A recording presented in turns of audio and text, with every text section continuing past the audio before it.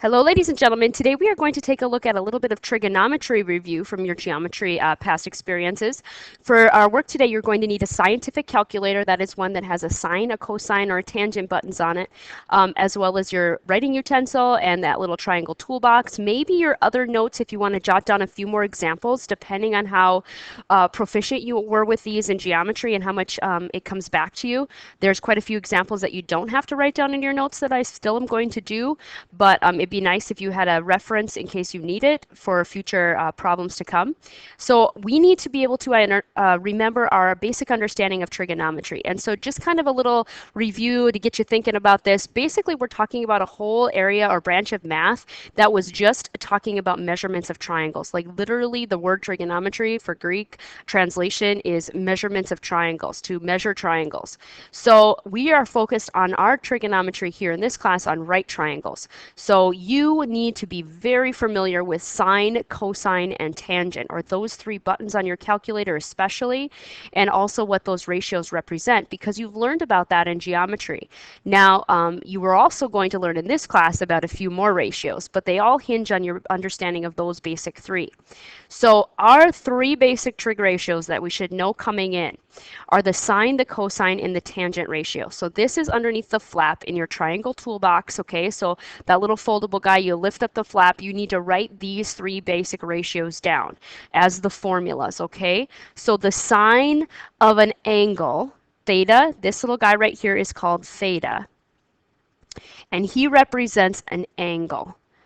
So theta represents an angle in our picture. The sine of that angle will always be labeled or used as the ratio of opposite side over the hypotenuse side in the triangle. The cosine of theta, or the cosine of an angle, is the adjacent side over the hypotenuse. And then the tangent of an angle, or theta, is the opposite side over the adjacent side, okay? All three of these ratios are all set up around an acute angle. So the value of a trig ratio depends only on the acute angle, not the particular right triangle used to compute the value. That means it doesn't matter how gigantic or how small of a triangle you have. If it's a small triangle on paper or a gigantic triangle that you have when figuring out steps coming off your patio onto your deck.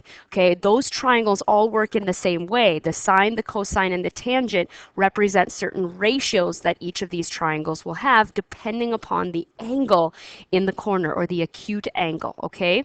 So these three ratios, you may have remembered them in geometry as SOHCAHTOA. Sine is opposite over hypotenuse. Cosine is adjacent over hypotenuse. Tangent is opposite over adjacent. Those letters represent the words that we're talking about here. It might be a nice little easy way to remember it, but we're going to be focused on being able to use them, okay? So let's first start thinking about this setup, because ACT loves these types of questions, and it's nice for test prep since that's coming. This is a triangle that has all the measurements on the sides. So you have a 5, a 12, and a 13. How would we set up or think about the ratios if I was talking about the sine of angle A? You don't need to write this part down, but just kind of follow along with me. The sine of angle A represents an angle in our picture. That's this one up here. The sine would be the opposite over the hypotenuse. So if this is your theta, or your angle you're talking about, the opposite side from me would be 5, and the hypotenuse to that angle, or to this triangle in this case, would be 13. So the ratio that I would be looking for the sine of angle A is 5 over 13. What about if I was the cosine of A? So again, you were still at angle A up here. The cosine is adjacent over hypotenuse. Now the adjacent side is the side that is next to you. Now you're thinking, well, next to, what does that even mean? Well, so that kind of makes up this angle, or touches this angle. This side and this side touch this angle. Well, 13, this side, is the hypotenuse. That's all he can be. The adjacent side would be 12 then. So 12 over the hypotenuse, 13. Now if I'm doing the tangent at A, opposite over adjacent, so I'd have 5 over 12. These are the setups with angle A as my reference point. Now what if I switch my reference point and I go to like B in this case, the sine of angle B? This is the angle I'm at now. Big smiley face. There's me, okay? And I'm going to do the sine of angle B. Opposite over hypotenuse. Well, now the side opposite me is now 12 over 13 for the hypotenuse. And the cosine would be adjacent over hypotenuse, but now that I'm here, my adjacent side is 5 and my hypotenuse is 13. And my tangent would be opposite over adjacent, so 12 over 5. So depending on where you're standing, that angle helps us set up that ratio. And that's going to be very important when we go to solve. Before we get into solving, on your calculator, you want to make sure you check the mode because the angles can be measured in both degrees and radians. And you want to make sure that your calculator is set up the right way. So if I hit the sine of 45, my calculator gives me 0.7071. And the tangent of 45 is 1. And the cosine of 30, just as a little check to make sure your calculator is going to give you the decimal values you want. This is what you should have, okay? So just a little check to make sure your calculator is set up the right way. If it's not, you need to come see me and we can set that mode so that you can get these correct values. So now let's use trig. So in this example, you don't need to write it down, but we're going to be finding this x right here, or find the value of it. This is the acute angle we're given. So this is our point of reference. We're going to pretend we're standing there. X would be opposite me, and the 15 measurement that I have would be adjacent to me. I don't have any measurement on the hypotenuse. So I need to decide which ratio I'm going to use or which formula I'm going to use, and it's based on the information that I have and I'm trying to find. Because I'm trying to find the opposite side and I have the adjacent side, the only ratio that has opposite and adjacent in it is tangent. So I'll set up tangent 24, the angle goes after the tan or the sine or the cosine, okay? So we're talking about the angle, equals the opposite side, x, over the adjacent side, 15. If we think about that SOHCAHTOA, tangent is opposite over adjacent.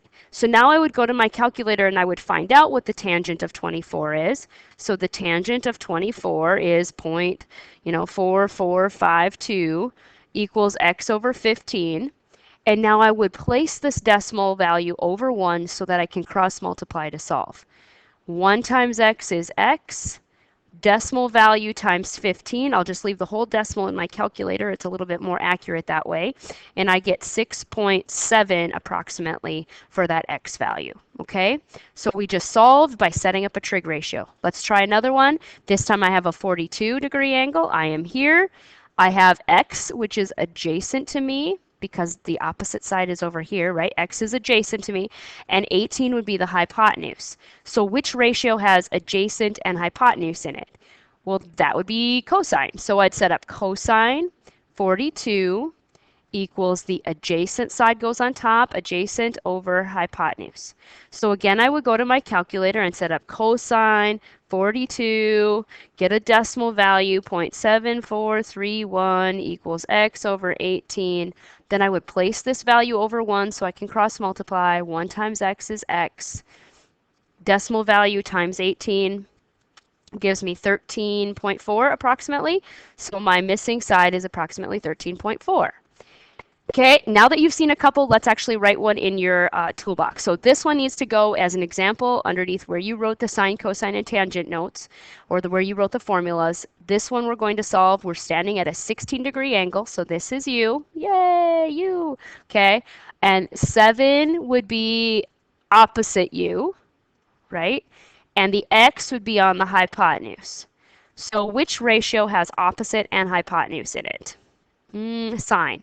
So we'd set up the sine of 16 equals opposite over hypotenuse. So the sine of 16 is 0.2756. You always want to leave 4 values there. It keeps your answer more accurate. If you just say 0.3, you round it and then you're going to round again. And the more we round, the worse our answer is going to get in the end, or the farther off it is going to be from exact. So we still have 7 over x on the other side. And I'm going to place this guy over 1 and cross multiply just like the rest. This one's going to take a little bit more algebra though, because when I multiply 1 times 7, I get 7. Funny decimal here times x, I get the funny decimal times x, which the funny decimal was the sine of 16, right? And then I'm going to divide by that funny decimal to get the x alone, because it was, not alone when I cross multiplied on this one. Okay, depending on how that ratio is set up, it can change what we do. So 7 gets divided by that funny decimal, which is in essence the sine of 16, and we would end up with an x value here of 25.4. Okay, so how we use trig, we identify what we're trying to look at. They are not special right triangles, so we don't have any shortcuts. We don't have enough information for Pythagorean theorem, but we use our knowledge of what we do have and that relationship to that angle, and we can set up a trig ratio to solve. Now, sometimes we want the angles and not the sides. Sometimes our x is in an angle and not on the outside of the triangle. When that happens, we can use the inverse trig ratios, and they're on your calculator. Remember, this little symbol right here means inverse. So it undoes the sign. So let's take a look at what this would look like when we solved. You want to write this one in your triangle toolbox as well, ladies and gentlemen. So notice our x is in the angle spot. That's the degrees that we're trying to find. So when we want to solve for a side or an angle, it doesn't matter. We're going to pretend we're located at that little acute angle, and we're going to set up a trig ratio. So notice the 7 is across from me, or opposite, and the 25 is the hypotenuse. So opposite and hypotenuse are in which angle, or which ratio? That'd be sine, right? So sine, now in this case, I don't know the number of degrees, so I'm going to place an x there. Sine of x equals opposite over hypotenuse 25. Now notice the x is right here, and we're going to try to get him alone. But we don't know what to type in. Sine of what? Well, we can't type that in because we don't know what it is. But I need to get rid of this word sine here. I need to undo the sign. And you do that by doing the sine -1, or the inverse to both sides. So what would happen is, woo, they would cancel, right? And x would be alone. But you would have to do the sine inverse to the fraction 7/25. So you can either make that 7/25 into a decimal first and then do the sine -1, or you can just type this all in your calculator with parentheses there, if your calculator can do that, and hit the divide button in between the 7 and the 25. But either way, you should be able to find this value.